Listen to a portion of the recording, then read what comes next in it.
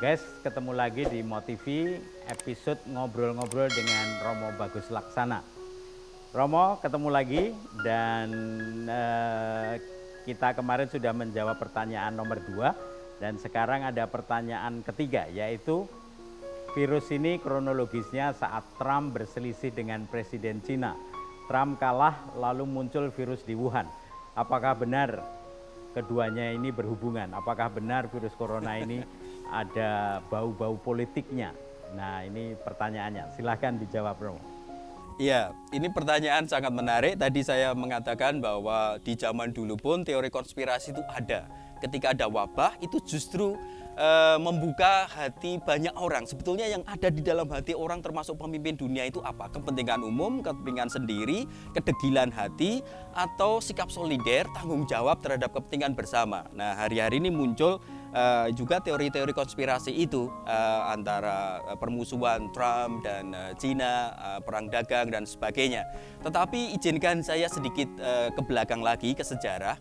Ketika ada wabah di Eropa tadi, sebetulnya juga ada perseteruan antar bangsa ini yang menyebabkan wabah itu menjadi-jadi. Sebetulnya menurut satu teori, virus ini berasal dari sekitar daerah Asia Tengah ya, pegunungan-pegunungan di Asia Tengah itu. Nah, kenapa virus ini kemudian sampai menyebar ke Eropa, seluruh kawasan Eropa dan Timur Tengah, itu karena ada perang. Waktu itu Eropa itu juga dilanda banyak perang. Sehingga banyak juga korban-korban, dan kita tahu kalau perang itu keadaannya gimana. Pertama itu keadaan darurat, banyak korban, dan waktu itu belum ditemukan penisilin, belum ditemukan antibiotika. Jadi ketika tentara serdadu itu terluka, mereka terkapar di mana-mana, tidak sempat dikuburkan, ribuan tentara mati di daerah-daerah tertentu di jalur sutra itu. Kemudian kalau kita perhatikan, wabah itu selalu berhubungan dengan tingkat kebersihan, tingkat keteraturan juga suatu masyarakat. Mayat yang bergelimpangan di mana-mana karena perang, itu adalah suasana yang paling kondusif untuk menyebarkan wabah ini. Jadi yang disalahkan bukan terutama wabahnya berasal dari mana dulu, tetapi apa faktor yang menyebabkan wabah ini bekerja dengan intensif, menyebar dengan gampang kemana-mana. Dan ternyata faktor perang itu menjadi salah satu. Kalau tadi saya bicara mengenai faktor kebersihan pribadi, kebersihan masyarakat, yang ini soal perang. Kalau ada wabah, kemudian ada banyak perang, itu kemungkinannya wabah itu akan menjadi-jadi. Maka pesannya adalah kita tinggalkan teori konspirasi yang memecah belah itu. Sekarang kita lihat ini tantangan kemanusiaan bersama. Siapapun akan bisa terkena. Tidak ada benteng yang sekarang ini di dunia yang global. Dulu aja abad ke-14 itu dunia belum global sekali, tapi sudah ada perpindahan antar manusia termasuk serdadu perang ini kemana-mana. Bahkan menurut salah satu teori, mengapa virus itu bisa berkembang ke Eropa? Ya karena menyerang sebuah batalion yang sedang berperang dari Eropa ke daerah Persia. Kemudian terserang di situ, mereka kembali, kemudian Eropa juga terkena. Juga lewat kapal-kapal dagang dan sebagainya.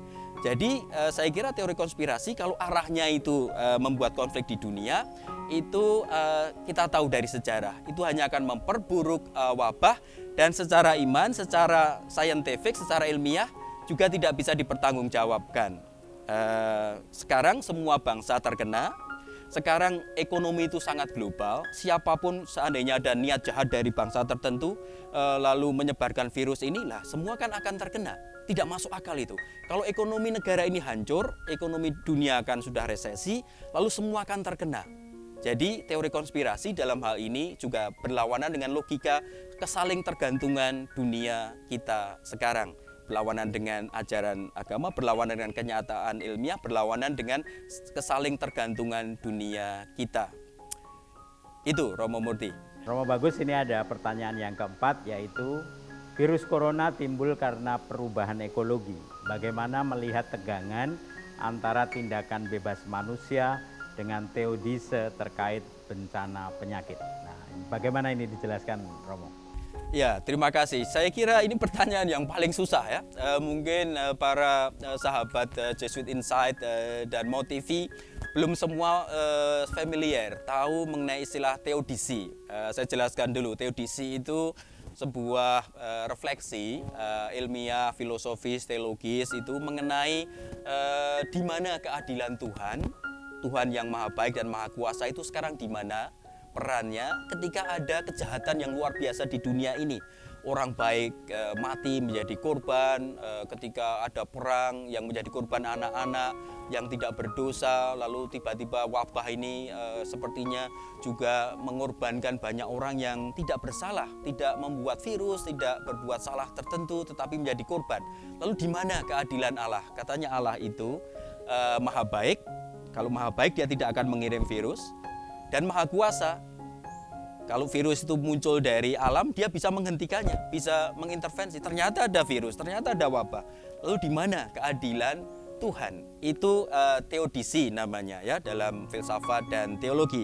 Nah, pertanyaannya adalah karena virus corona ini timbul karena perubahan ekologi, lalu hubungannya dengan teodisi itu apa? Apakah Tuhan masih berperan di sini? Apakah Tuhan masih bisa disalahkan misalnya? Apakah Tuhan masih bisa dipertanyakan? Kenapa Tuhan Engkau mengirim wabah ini kepada kami? Apa dosa kami? Nah, mari kita lihat. Pertama, hubungan antara wabah ini dan perubahan ekologi.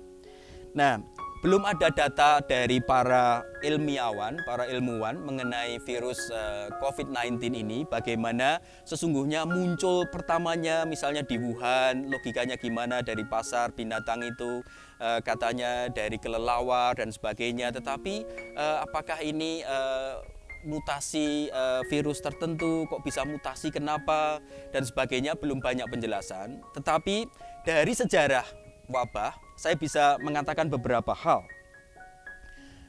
Virus yang membuat wabah di mana-mana dalam sejarah dunia itu sudah banyak sekali. Itu kebanyakan berasal dari alam sendiri.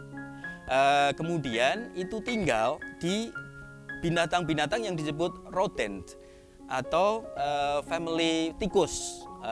Family tikus itu macam-macam. Kelelawar itu termasuk rodent. Tikus itu sendiri, tikusnya berjenis-jenis juga, tapi juga mungkin marmut dan sebagainya. Dan virus ini yang kemudian dalam sejarah disebut Yersinia pestis itu hidup di situ, lalu ditularkan kemana?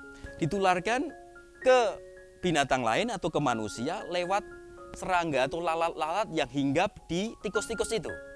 Jadi ada tikusnya, kemudian ada lalatnya, flea namanya di dalam bahasa Inggris, yang terbang kemana-mana membawa virus itu.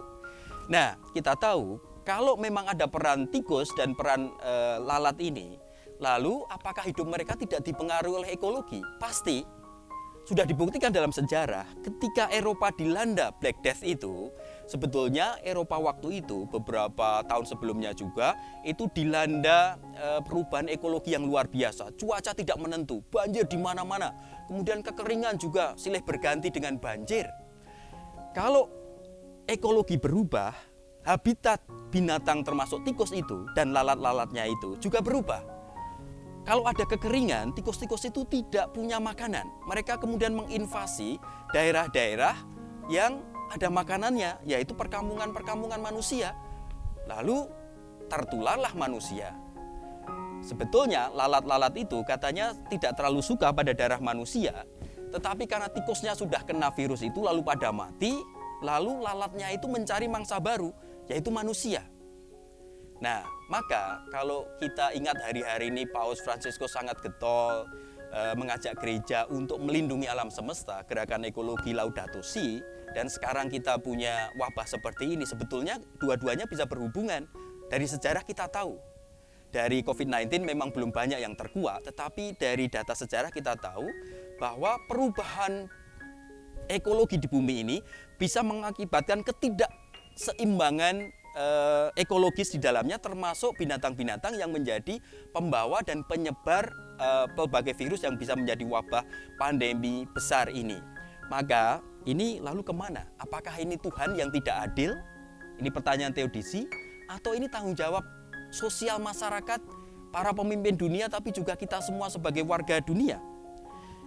Kalau ada peran tikus dan ekologi, maka kemampuan kita kembali untuk menjaga kebersihan lingkungan kita, tanggung jawab warga, tapi juga tanggung jawab sosial pemerintah, Ini berarti kota-kota besar itu menjadi tempat paling empuk untuk berkembangnya wabah. Karena apa? Karena di situ ada banyak sampah manusia, kotoran dan sampah manusia. Itu tempat para tikus-tikus itu hidup dengan sangat nyaman.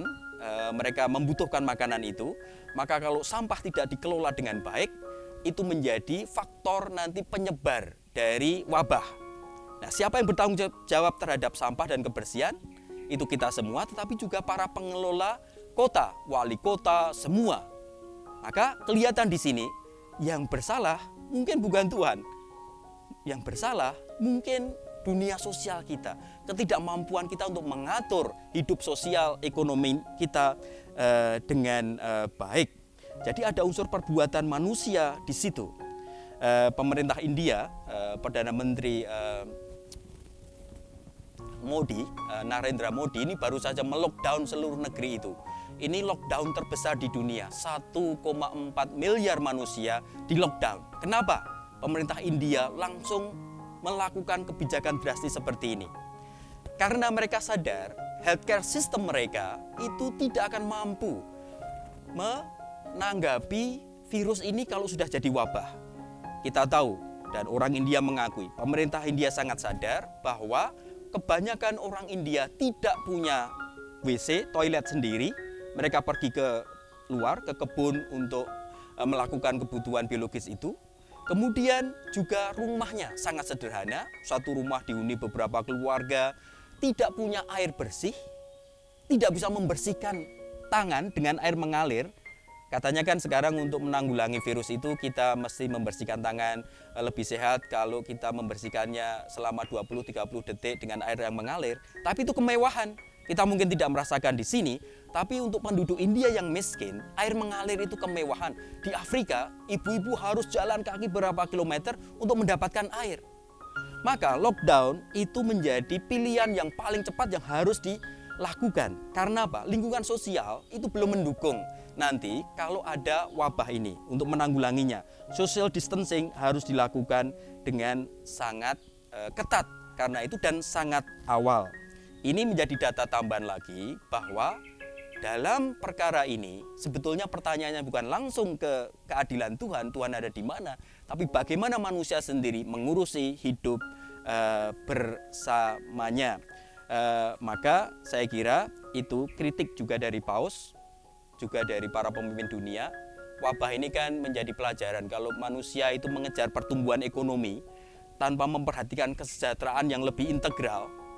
Hanya pertumbuhan ekonomi terus kemudian orang miskin makin banyak, lalu kalau ada perang ada pengungsi. Bayangkan pengungsi itu menjadi korban perang di sekarang ini tetap ada ketika ada wabah. Lalu mereka hidupnya seperti itu musim hujan di kawasan pengungsian, kebersihannya seperti apa? Itu yang disalahkan apakah Tuhan kalau wabah menular di sana? Saya kira ini menjadi tanggung jawab dunia global supaya ngerem nafsu pertumbuhan tapi memperhatikan sustainability dari cara hidup kita bersama. Jadi akhirnya kalau boleh ya Romo Murti, ini agak panjang jawabannya karena ini paling susah. Apakah akhirnya kita harus berteriak pada Tuhan, Tuhan kamu tidak adil, engkau tidak adil karena mengirim wabah ini? Ternyata kalau kita lihat secara lebih detail, mungkin bukan salah Tuhan. Tapi saya juga ingin mengatakan orang-orang sendiri sekarang yang kita lihat di media sosial dan di mana-mana, sebetulnya tidak memprotes Tuhan yang tidak adil kebanyakan, tetapi justru berteriak pada Tuhan itu untuk membantu. Dalam dunia filsafat teologi, teodisi itu ada dua. Yang pertama teodisi praktis, yang kedua teodisi spekulatif. Yang spekulatif itu yang tadi saya katakan, ini Tuhan ada di mana? Tuhan kan maha baik, Tuhan kan maha kuasa. Mengapa ada wabah seperti ini yang menimpa orang-orang yang tidak bersalah? Nah, itu spekulatif. Tetapi yang teodisi praktis adalah bertanya pada Tuhan sendiri, berteriak pada Tuhan sendiri, jadi mengandaikan Tuhan itu ada dan harus ada. Dan Tuhan itulah yang kemudian memberdayakan orang ketika orang sedang dihimpit oleh bencana ini. Itu namanya teodisi praktis, dan kebanyakan saya lihat sekarang ini kebanyakan orang mengarah pada teodisi praktis. Orang-orang berteriak pada Tuhan bukan pertama-tama untuk protes lalu tidak mengakui keadilan Tuhan, tetapi mau menimba kekuatan dari Tuhan sendiri. Sehingga dalam hal ini agama dan teologi itu menjadi kekuatan yang memberdayakan orang agar bisa melalui wabah ini yang ternyata bukan salah Tuhan ini dengan cara yang lebih baik bersama-sama.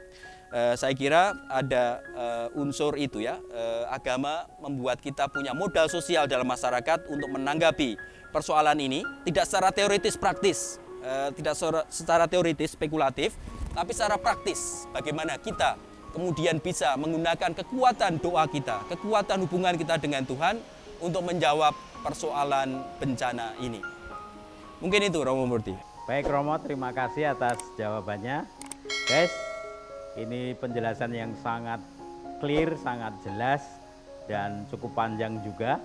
Tetapi saya kira kita menjadi asik mendengarkan Romo Bagus menjelaskan ini semua. Dan masih ada pertanyaan kelima, yaitu beriman secara ilmiah itu bagaimana sih? Nah, ini pertanyaan ini juga saya kira asik dan akan dijawab oleh Romo Bagus minggu depan. Maka stay di rumah, jangan kemana-mana, dan kita tunggu episode selanjutnya.